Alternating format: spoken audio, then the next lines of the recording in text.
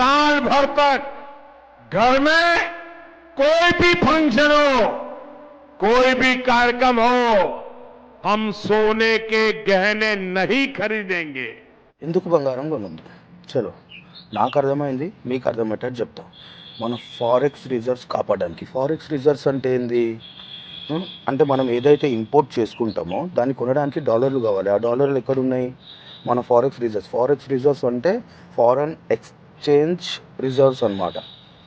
అంటే ఇప్పుడు మనము వేరే దేశానికి పోయినా అక్కడ కరెన్సీ వాడాలి కదా. ఇప్పుడు మనం అవతలకి వెళ్ళి యువతలకి ఇంపోర్ట్ చేసుకుంటున్నామంటే మన దగ్గర ఎక్కువ మోతాదులో డాలర్లు ఉండాలి. అంటే వేరే దేశానికి ఒక్కో కంట్రీ మనం ఎక్కడి నుంచి అయితే కొంటున్నామో అవి కొనాలంటే మన దగ్గర డాలర్లు ఉండాలి. అవన్నీ మనం మన ఆర్బీఐ దగ్గర రిజర్వ్ చేసి పెట్టుకుంటాం అనమాట.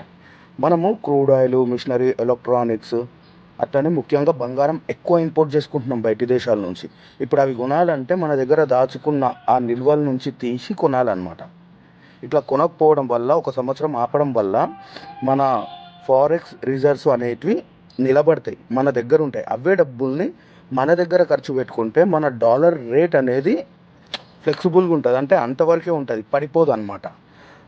ఇంకోటి అవేదో మన దగ్గరనే ఇన్వెస్ట్ చేస్తే చాలా మంచిది అని దాని అర్థం అనమాట.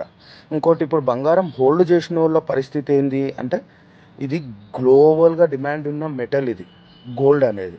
సో పెద్ద ప్రాబ్లం ఏముండదు, తాత్కాలికంగా అంటే కొన్ని రోజులు ఏదో డౌన్ అవుతుంది కానీ మళ్ళీ పెరుగుతుంది. కానీ మన దేశ హితం కోసం, మన దేశం కోసం చేయాలంటే మనం ఎప్పటి నుంచి వస్తున్నదే. కాకపోతే ముఖ్యంగా ఇప్పుడు ఎందుకు చెప్పిందంటే మన రిజర్వ్స్ బలహీనపడుతున్నాయి. అవిటిని బలపరచడానికే ఈ ఒక స్టెప్ తీసుకోమని నరేంద్ర మోదీ గారు అందరికీ చెప్పిండు అనమాట. అర్థమైంది కదా? ఎట్లా అంటే మీకు అర్థమైందని అనుకుంటున్నాను. జై శ్రీరామ్, జై హింద్.